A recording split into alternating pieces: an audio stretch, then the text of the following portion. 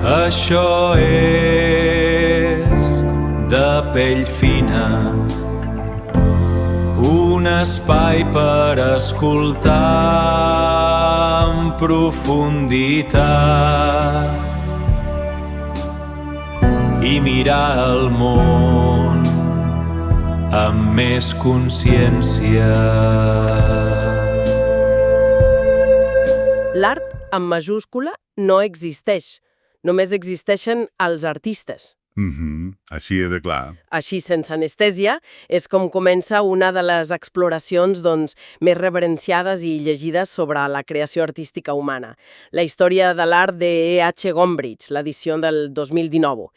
I començar l'exploració a fons d'avui amb aquesta frase és totalment fonamental, perquè, a veure, sovint quan es pensa entrar en un gran museu, la sensació és com de reverència absoluta, saps? Sí, com si es creués la porta d'un temple sagrat, pràcticament. Exacte. Un temple on tot està perfectament endreçat, amb vitrines inabastables, amb un codi secret que només uns quants escollits poden entendre. I l'objectiu d'aquesta immersió profunda és precisament alliberar qualsevol persona que ens escolti d'aquest accés d'informació i, sobretot, de l'esnovisme. Volem canviar radicalment la manera com es mira un quadre o una escultura, entenent per què els artistes prenen les decisions que prenen. Des de les coves prehistòriques fins a l'art més experimental. I tant. D'acord, anem a desgranar això. Què vol dir exactament que l'art, així en majúscules, no existeix? Doncs significa desmuntar un ídol que ens hem inventat. Hem convertit l'art en un ens autònom, o sigui, gairebé un fantasma que intimida innecessàriament la gent. Si algú es planta davant d'una tela del segle XVI i no sent una epifineia mística immediata, la reacció instintiva sol ser pensar que el problema és seu. Pensar que no té prou cultura o que no ho entén. Exacte. Però la realitat de la creació és molt més terrenal i pragmàtica. Històricament teníem éssers humans que agafaven terra acolorida, barrejada amb greix animal, i dibuixaven de manera molt instintiva un visor a la paret d'una cova. I avui tenim persones que compren pantones digitals i dissenyen la interfàcie d'una aplicació al mòbil. Totalment diferent en aparència. Però entre una cosa i l'altra hi ha un abisme de temps, sí, però la real és la mateixa. Decisions concretes preses per éssers humans per resoldre un problema visual o comunicatiu. No hi ha absolutament res de místic en l'etiqueta. Però, clar, si traiem aquest pedestal místic, la gran pregunta és com jutgem llavors una obra. Perquè si no hi ha un criteri divini, la primera reacció humana, la més primària, és buscar allò que ens resulta agradable a la vista, oi? Si a algú li agraden els gossos, buscarà quadres amb gossos simpàtics. És l'instint més bàsic. I hi ha un contrast brutal que ho il·lustra perfectament al llibre. D'una banda, pensem en el retrat que Peter Paul Rubens va fer del seu fill petit. És un dibuix a llapis, absolutament adorable. El nen té uns trets suaus, una mirada innocent, i t'agrada de manera immediata perquè el subjecte en si és bonic. Però a l'altre extrem tenim el retrat que el pintor alemany Albrecht Dürer va fer de la seva pròpia mare, ja molt envellida i malalta. Buf, és una obra duríssima. I la reacció inicial davant d'aquella obra sovint és literalment apartar la mirada. I és una reacció completament comprensible des del punt de vista biològic i social, El retrat de la mare de Dürer no ofereix cap mena de concessió estètica. Mostra la decrepitud en tota la seva cruesa. Els ulls enfonsats, la pell apergaminada, la tensió de les venes al coll... Zero filtres. Zero. No hi ha idealització, no hi ha cap intent de fer-la semblar més jove o més digna, per dir-ho així, segons els cànons clàssics. Però si l'espectador fa l'esforç de superar aquesta versió visual inicial, es troba davant d'una recompensa emocional majúscula. La sinceritat, la devoció tremenda amb què Dürer va traçar cada línia d'aquell rostre, demostrant que no volia amagar el pas del temps, sinó documentar la veritat de la dona que li va donar la vida. Bé, tot això converteix aquell dibuix de carbó en una obra d'una força aclaparadora. Això em fa pensar directament en com vivim avui dia, atrapats en l'era dels filtres d'Instagram. Sense dubte. Tothom busca imatges boniques. Vull dir, pells llises, sense poros, postes de sol saturades, esmorzars perfectes. Volem el filtre que amagui la imperfecció. Però a vegades la fotografia crua, sense cap filtre, Aquella que mostra la cuina desendreçada o l'esgotament real als ulls d'algú, aquesta és la que explica la història de veritat. És la que et fa sentir alguna cosa. Totalment d'acord. Si només acceptem l'art que actua com un filtre embellidor, ens estem perdent la meitat de l'experiència humana. I els nins del carrer que pintaven Murillo a Espanya són un altre exemple clar. La misèria, els peus bruts, la roba estripada, no són temes que es considerin bonics per decorar un saló palatí. No, i tant que no. Però la dignitat i la vitalitat que Murillo va capturar en aquelles mirades són innegables, oi? El que és fascinant d'això és que el fons de la qüestió aquí és entendre que la bellesa del tema i l'expressió de l'obra són dos llenguatges diferents. Un tema pot ser totalment repulsiu o dolorós i l'obra pot ser una obra mestra de l'expressió. I fins i tot, dins de l'expressió, hi ha diferents nivells d'accessibilitat. Què vols dir? Doncs pensa en el Crist coronat d'espines de Guido Reni del segle XVII. L'agonia al rostre de Crist, la mirada suplicant cap al cel, les llàgrimes, és un llenguatge emocional molt directe, gairebé teatral. Qualsevol persona, d'arreu del món, entén aquell dolor a l'instant. Però si ens fixem en un crucifix toscà del segle XII, la història canvia completament. Clar, aquests crucifixos medievals semblen molt més rígids, oi?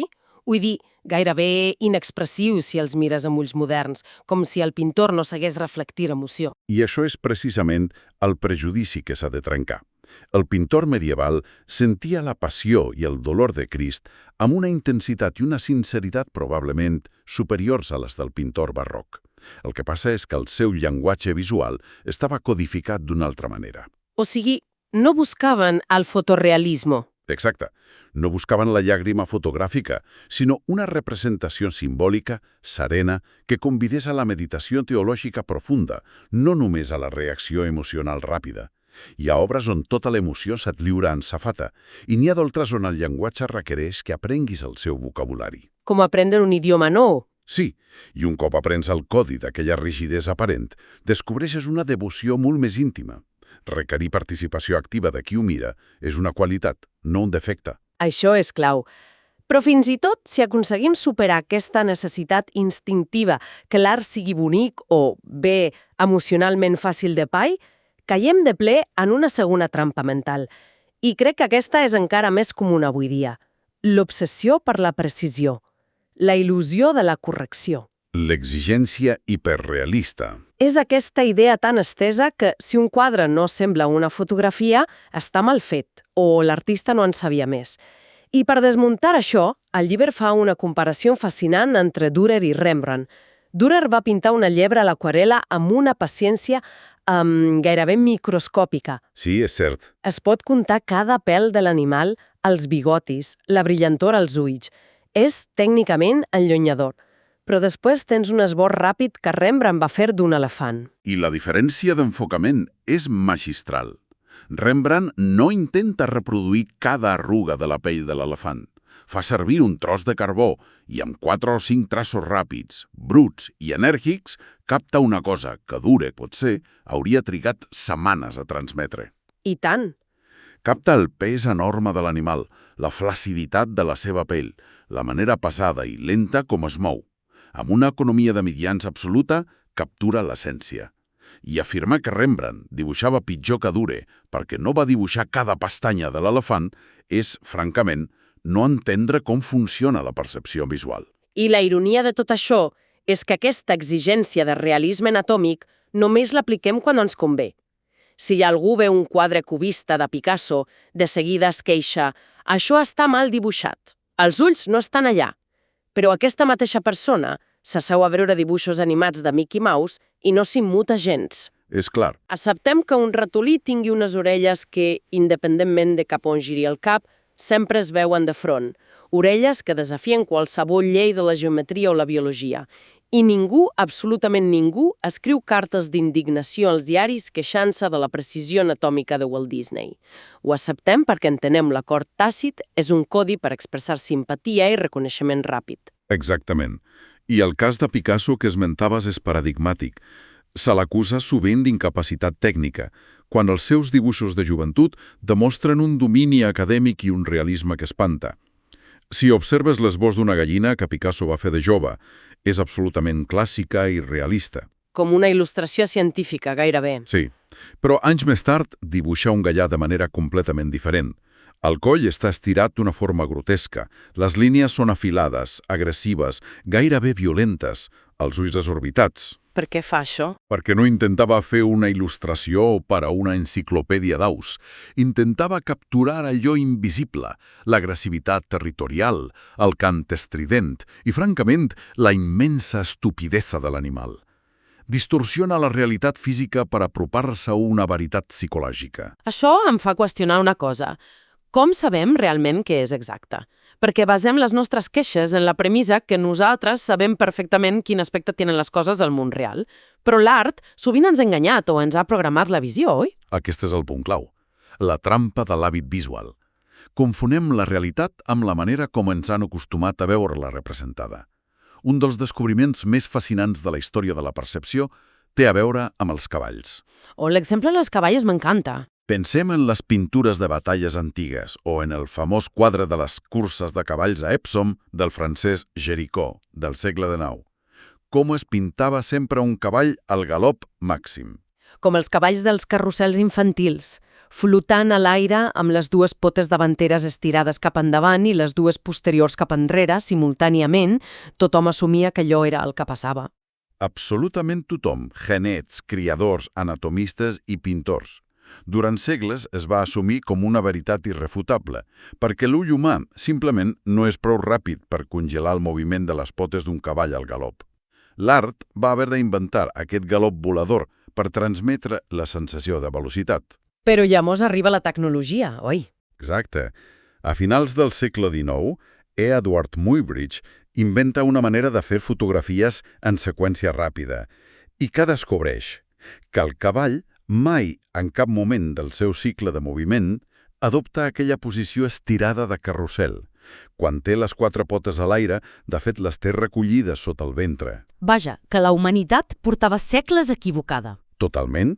I el més revelador no és l'error biològic, sinó la reacció del públic quan els pintors van començar a fer servir la informació fotogràfica per pintar els cavalls correctament. La gent es queixava que aquells quadres semblaven falsos. Que fort! Havíem interioritzat tant la mentida estètica que la veritat ens resultava incorrecta. És que aquesta inèrcia, aquesta comoditat de creure que sabem com han de ser les coses, es torna molt problemàtica quan xoca amb el pes de les institucions. Si ens costa acceptar com corre un cavall, imagina't quan la visió personal de l'artista entra en el terreny de la religió o la tradició sagrada. Ah, sí? Aquí és on hi ha problemes seriosos. Aquí és on es produeixen els grans escàndals de la història de l'art. Hi ha una anècdota sobre Caravaggio a Roma, pels vols de l'any 1600, que il·lustra fins a quin punt el prejudici del públic pot arribar a censurar la veritat humana. Li encarreguen pintar un quadre de Sant Mateu escrivint l'Evangeli, inspirat per un àngel. I Caravaggio pren una decisió radical, llegir la Bíblia literalment. Caravaggio, amb la seva ment analítica i profundament subversiva, es planteja com devia ser, en la vida real, aquell instant. Sant Mateu no era un noble intel·lectual romà, Era un publicà, un recaptador d'impostos, un treballador de carrer. Clar, un home normal i corrent. Així que, en la primera versió de l'obra, Caravaggio el pinta com un home gran, rude, amb una calva pronunciada i les cames nues, mostrant uns peus plens de pols del carrer. I no està tenint una il·luminació plàcida i màgica. Està arrufant les celles, lluitant físicament per guiar la ploma sobre el llibre gros, com algú poc avesat a escriure. I al seu costat, un àngel jove el guia suaument de la mà, amb la mateixa paciència que tindria un mestre amb un alumne petit. És una imatge d'una humanitat i una tendresa desbordants. Però clar, estem a l'any 1600. Mostrar a un sant de l'Església Catòlica lluitant per escriure i amb els peus bruts de fang era una bufetada a l'orgull del clergat. La reacció de les autoritats religioses va ser d'escàndol absolut. Vull dir, ho van considerar una vulgaritat, una manca de respecte intolerable, i van rebutjar l'obra de ple. I què fa Caravaggio? Adaptar-se per sobreviure. Doncs, com que necessitava cobrar i mantenir el prestigi, refà l'obra completament. I aquesta segona versió, la que finalment es va acceptar i es va penjar, és la que obeeix a totes les regles no escrites de com havia de ser l'art sagrat. Sant Mateu apareix ara amb túniques flotants, una postura solemne i dignificada, aparentment intel·lectual, i l'àngel plana majestuosament a certa distància. És un quadre visualment impactant, molt dramàtic, sí, però a quin preu? El preu de la pèrdua de l'honestedat. La segona versió és magnífica tècnicament, sí, però per tota la connexió terrenal i autèntica de la primera. Aquesta història ens serveix com un avís sobre les conseqüències d'exigir a l'artista que il·lustri els nostres propis prejudicis. Exacte. Aleshores, què vol dir tot això per a nosaltres, el públic? Doncs que si nosaltres anem a una obra d'art buscant només que ens confirmi el que ja pensem, que els sants són éssers inabastables de llum i no pas humans esgotats, obliguem l'artista a mentir, a recórrer al clixé. Ens perdem l'oportunitat que algú ens mostri el món des d'un angle completament nou. S'ha de mirar l'art amb els ulls ben nets. Però espera, si acabem de dir que l'artista no té per què buscar una bellesa idealitzada de filtre d'Instagram, ni tampoc ha de buscar una precisió fotogràfica de manual de biologia, i encara menys ha de seguir la tradició cegament per no ofendre el públic, llavors, què dimonis està fent un artista quan està tan sol al seu estudi? Quin és el problema que intenta resoldre quan mira una tela en blanc? Aquesta és potser la barrera més gran entre el públic i els creadors. Quan els crítics, els historiadors o els filòsofs parlen d'art, utilitzen un vocabulari grandiloqüent, transcendència, forma pura, l'expressió de l'absolut. Conceptes molt abstractes. Sí, però si parles amb un pintor al seu taller, rarament sentiràs aquestes paraules. Són artesans resolent trencacloses físics i visuals. Estan movent un to de blau una mica més a l'esquerra o enfosquint un fons, murmurant per a si mateixos coses com «aquí falta pes» o «aquest cantó em crida massa l'atenció». L'únic que busquen és, literalment, que la imatge funcioni. Que funcioni, clar. Que tingui un equilibri intern, una harmonia on cada element se senti correcte i inevitable. Això m'encanta, perquè em recorda una analogia molt terrenal, una cosa que tots hem experimentat a casa. Aquesta recerca de l'equilibri de l'artista no és diferent de quan algú s'està preparant per sortir de casa i es mira al mirall. Et poses un jersei i afegeixes un cinturó vermell. Tu mires i dius, no, aquest cinturó destaca massa, em talla per la meitat. Te'l canvies per un de fosc i de sobte tot el conjunt té sentit. Una molt bona comparació. O quan decorem l'arbre de Nadal poses una bola grossa daurada en una branca, fas 2 passes enrere, la mires i t'adones que aquella bola solitària desequilibra tot l'arbre. La mous 15 centímetres més amunt i poses unes llums petites al costat i de cop i volta encaixa de manera natural. Aquest instint universal per harmonitzar formes i colors és exactament el mateix múscul que exercita un mestre del Renaixement, però portat a un nivell de complexitat i precisió quasi inconcebibles. És un exemple magnífic. I podem veure aquest clic, aquesta recerca obsessiva de l'harmonia documentada clarament en els esbossos de Rafael per al seu quadre de la Verge del Prat. Rafael era un geni tècnic absolut.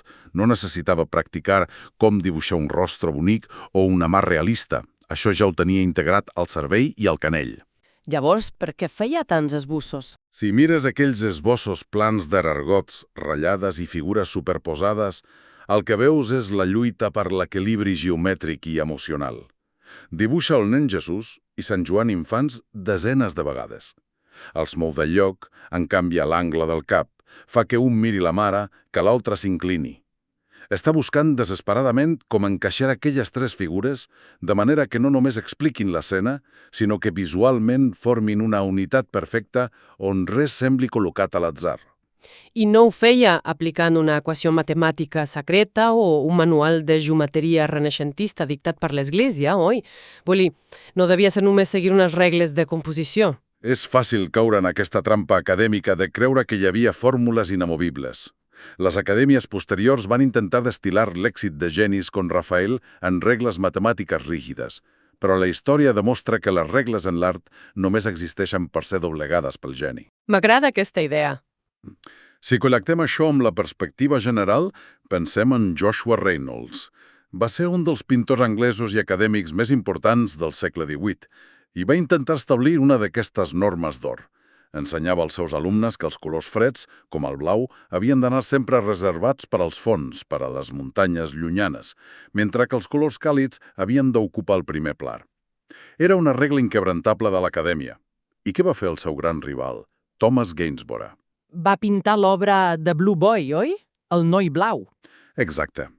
Gainsborough col·loca un adolescent vestit completament amb un teixit de color blau intens, brillant i luminós just al bell mig del primer pla.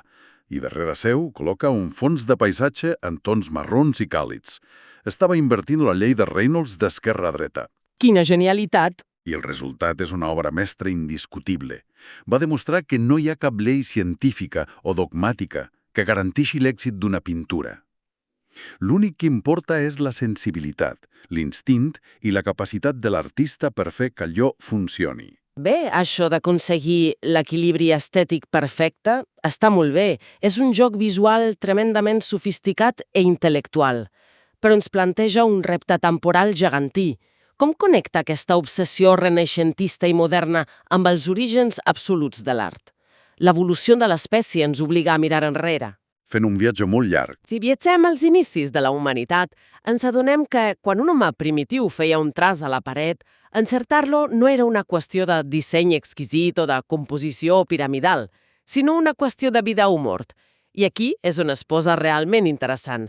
Gombrich proposa un experiment psicològic brillant per entendre això i convido a qualsevol persona que ens escolti a imaginar-s'ho afegem la fotografia impresa d'algú que admirem o estimem profundament, un familiar o un gran actor de cinema, i agafem una agulla ben afilada amb la intenció de foradar-li els ulls a la imatge. És fascinant el que passa, Fa faradat i tot. Vivim a l'era atòmica. Estem envoltats de pantalles i intel·ligència artificial.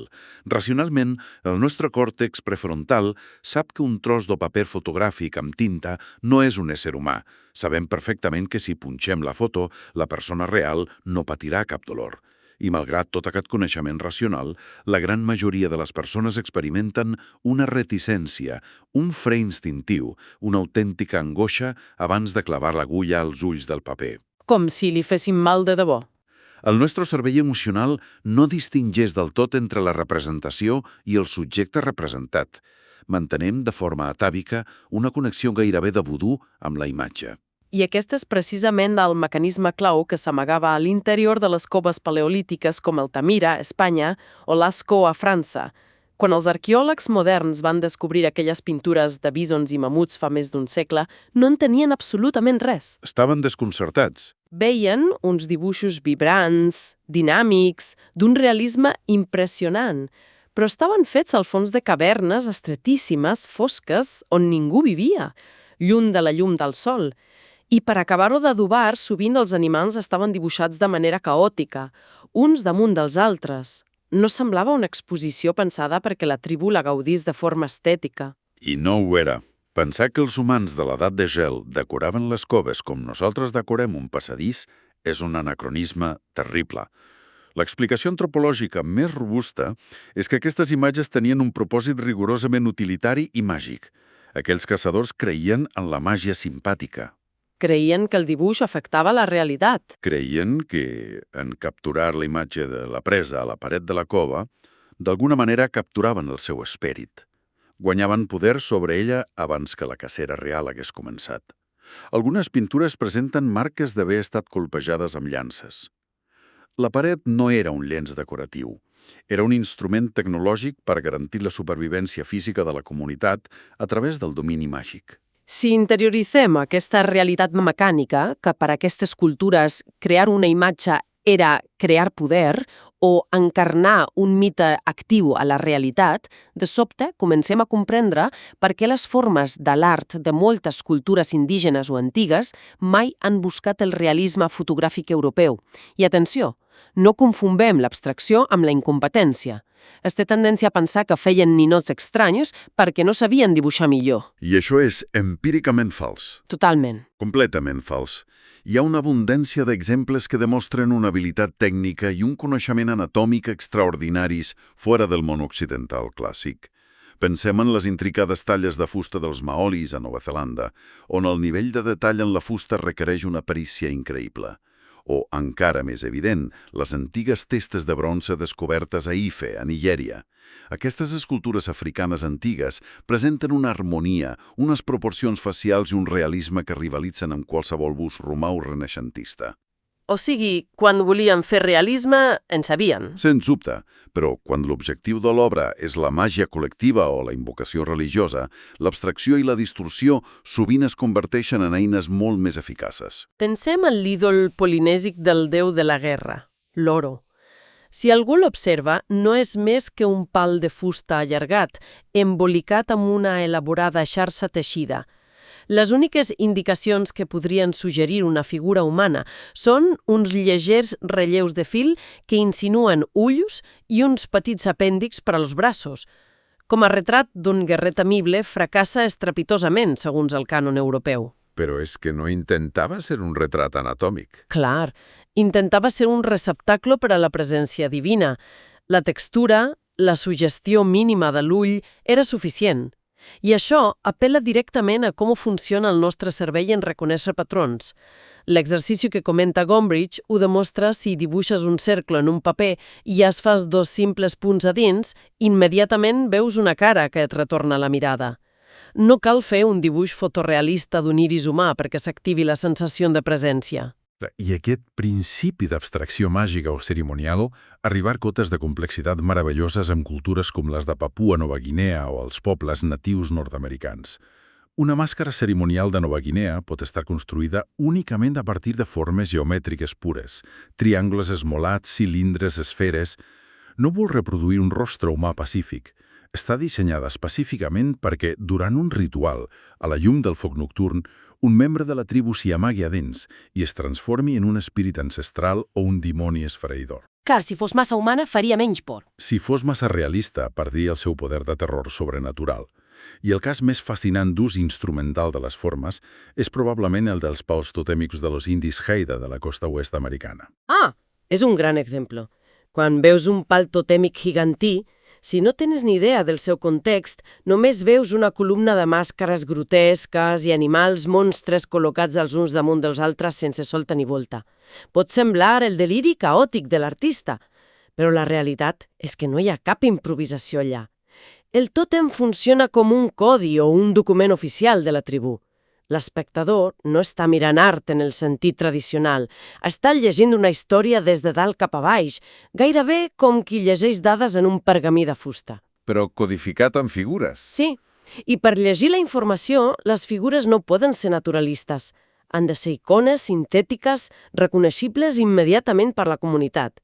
Si recordo bé el relat, hi ha la figura del noi gandul, la sogra, el monstre del llac menjador de balenes i l'ocell sobrenatural. Cada forma és una part de l'origen mitològic d'una família, un registre narratiu que honra la casa on està erigit. Això mateix. I això ens planteja una pregunta important. Arribar a entendre aquest nivell de sofisticació aliena ens porta inevitablement a una conclusió bastant incòmoda sobre nosaltres mateixos com a observadors. Per què seguim menyspreant l'art d'altres èpoques? Perquè no compartim el seu codi de comunicació. I ens pensem que som millors. El perill més gran d'entrar a un museu o de mirar qualsevol expressió d'una altra època o cultura no és pas la ignorància, és l'esnobisme i l'arrogància de creure que el nostre sistema de valors visuals és l'únic vàlid. Gombrich ho assenyala de manera contundent. És preferible una persona que no sap absolutament res sobre estils artístics però que manté els ulls i el cor oberts a la sorpresa, que no pas aquella persona armada amb un mig coneixement. Aquests fan més por. Em refereixo a aquest fil de visitant de museu que passeja per les sales sense mirar pràcticament les obres, buscant només l'etiqueta amb el nom per poder aturar-se 5 segons davant d'una tela i murmurar «Oh, fixeu-vos quin chiaroscuro tan meravellós té aquest Rembrandt», fent referència al contrast dramàtic entre llums intenses i ombres profundes, simplement per demostrar a qui l'acompanya que es coneix el terme. Fan servir l'art com un mirall del seu propi ego i la seva erudició, evitant qualsevol connexió íntima, emocional o de descobriment genuí. Lineal de progrés tècnic, on cada generació aprèn a dibuixar la realitat de manera més exacta o més perfecta que l'anterior. No hi ha una evolució biològica cap al fotorealisme. El que tenim és un mapa en moviment constant de les necessitats materials, rituals i psicològiques de la humanitat. Una evolució d'idees, no només de traços. Hem explorat, com a Lascaux, les formes eren eines tecnològiques de supervivència per caçar espèrits. Hem vist com Rafael, tancat al seu estudi, es barallava no pas amb la bellesa mística, sinó amb l'equilibri de pes visual de 3 figures a la tela, fins que el cervell li deia que funcionava. I com Caravaggio va posar de manifest l'esquizofrènia d'una societat que vol art religiós però rejecta la veritat aspra i bruta de la vida de carrer que sustentava aquesta mateixa religió. Al final del dia, res de cada pinzellada o talla de fusta, hi ha la decisió conscient i pràctica d'una persona, res més. Aquestes decisions, plenes de desafiaments físics i límits tecnològics o dogmàtics, constitueixen l'autèntica història. Per mirar qualsevol obra, antiga o contemporània, l'únic requisit real és desfer-nos d'aquestes armadures de prejudicis i imposicions i intentar aprendre, o almenys respectar, la gramàtica amb què aquell humà concret ens volia parlar. Justament amb aquest canvi de perspectiva en ment, ens agradaria tancar l'anàlisi d'avui amb una idea perquè qualsevol que ens estigui escoltant hi pugui rumiar més tard. Un experiment mental sobre el futur? A veure... Hem vist que els tòtems complexos dels indis Haida o les pintures plenes de dinamisme de les coves prehistòriques no van ser concebits com a art, sinó com a objectes cerimonials o eines màgiques per satisfer funcions comunitàries molt estrictes. Avui en dia, però, els hem despullat del seu context original, els considerem exemples sublims de belles arts i els tenim en pedestals rere vitrines curosament il·luminades als nostres museus nacionals. Sí, ho hem descontextualitzat tot. Si la història i la nostra mirada operen d'aquesta manera tan transformadora, plantejo la següent qüestió. Quins objectes del nostre món contemporani, creats avui dia per motius purament funcionals, comercials o efímers, acabaran sota el vidre blindat d'un museu d'aquí a 2000 anys? És una reflexió brutal. Podria ser l'arquitectura visual de codi d'una aplicació mòbil per a la gestió d'impostos? El patró estranyament hipnòtic i abstracte d'un codi QR en un tíquet de compra? O pot ser un rètol de neó parpellejant de l'entrada d'una estació de metro completament oblidada? Potser els arqueòlegs i els crítics del futur els reverenciaran profundament, com les grans obres mestres d'harmonia i expressió de l'era digital. De ben segur que analitzaran els píxels com nosaltres analitzem el chiaroscuro. Moltes gràcies per acompanyar-nos en aquesta exploració, en aquesta deconstrucció visual. Recordeu, desmunteu el fantasma de l'art, manteniu sempre els ulls lliures de filtres i l'espírit a punt per al descobriment. Fins aviat!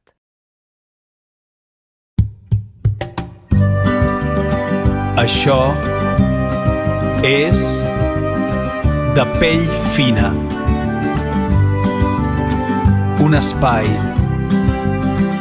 per escoltar en profunditat i mirar el món amb més consciència.